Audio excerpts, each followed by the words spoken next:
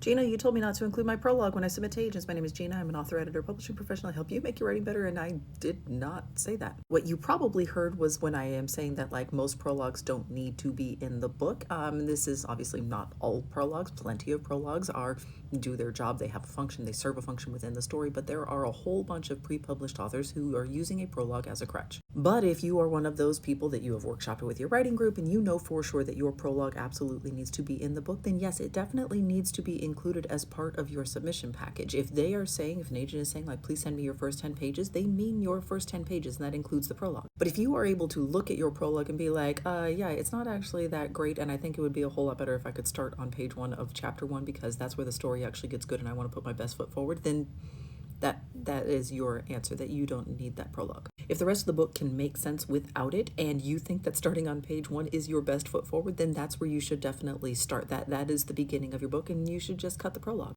All writing is good writing. The writing that you spent and the time that you spent writing that prologue is not wasted, even if you do end up deciding to cut it. And again, even though I am generally telling people to like take a hard look and to evaluate whether or not they need their prologues, they are not all useless. They are not all terrible. There are some that are going to make it through and there are some that are very good and are necessary. But if you are looking at your prologue and being like, this is not the most interesting way to start my story, my most interesting way to start my story is actually later on chapter 1, then start there. That's where the book starts. Just do that. Like don't cut your legs out from underneath yourself. Like just make sure that you are putting your best foot forward and that you are starting the book in the most interesting way possible. And if that is chapter 1, then chapter 1, get rid of the prologue.